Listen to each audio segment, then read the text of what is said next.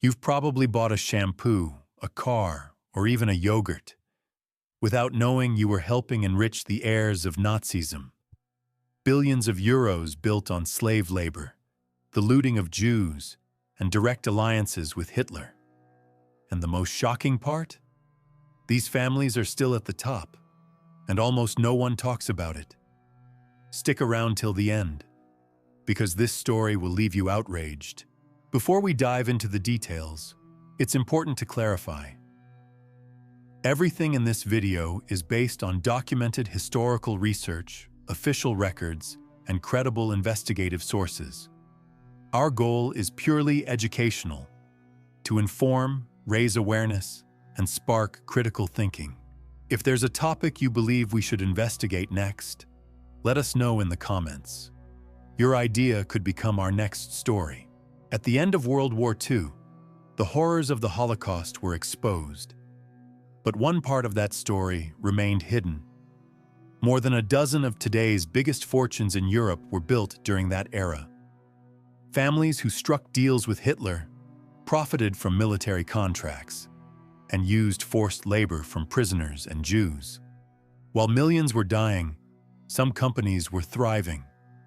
And we're not talking about forgotten names. We're talking about brands you probably have in your home right now. Real examples, let's names. BMW, the Quandt family, which controls BMW, supplied ammunition and weapons to the Nazi army. Their factories used thousands of forced laborers, many of them prisoners of war. A documentary by German TV channel ARD, titled The Silence of the Quandts, exposed how they directly benefited from the regime. Porsche.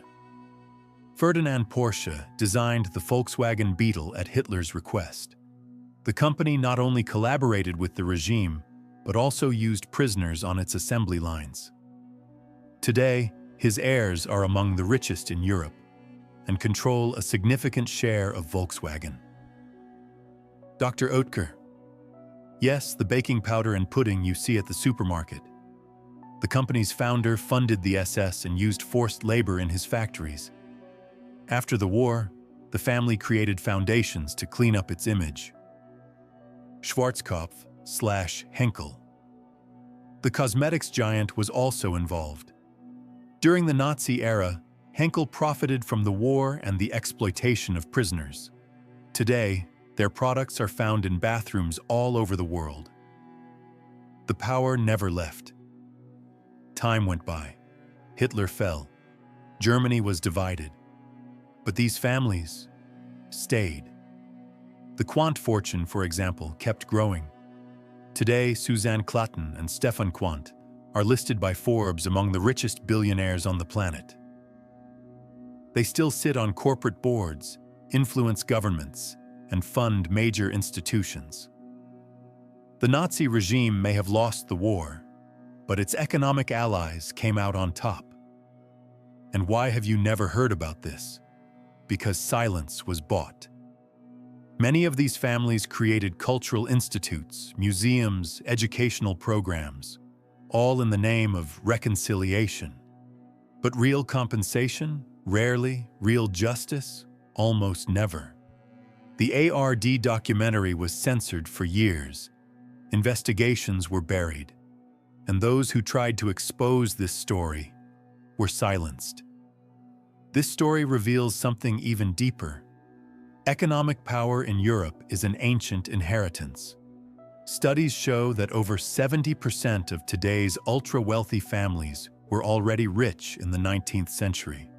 In England, researchers like Gregory Clark and Neil Cummins demonstrated that social and economic status can persist for over 8 centuries, reflected in positions of power, universities, and major corporations.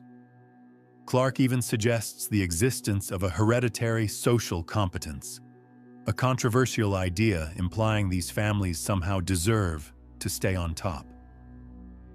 In Florence, a study led by Guglielmo Barone and Sauro Mochetti found that the richest families in 1427 were still among the wealthiest in 2011. A continuity that survived wars, Napoleonic domination, fascism, and 2 world wars. And according to Thomas Piketty in his book Capital in the 21st Century, the richest 1% in the European Union hold around 25% to 30% of all wealth. The top 10% control up to 70%. That's because inherited capital tends to grow faster than the economy itself, effectively blocking social mobility. These families have passed through time like castles, solid, untouched. No matter what happens, pandemics, wars, or revolutions, they remain on top. If the world went through revolutions, world wars, and technological transformations, why do the same people still hold the power? What kind of deals would you make for wealth? Is everything fair when it's for your own gain? If this story surprised you, imagine how many others are still hidden behind the brands you trust. Subscribe to Brothers History, the channel that uncovers the power plays, wars, and betrayals that shaped our world. And tell us in the comments, which of these stories shocked you the most? And what topics would you like to see next on the channel?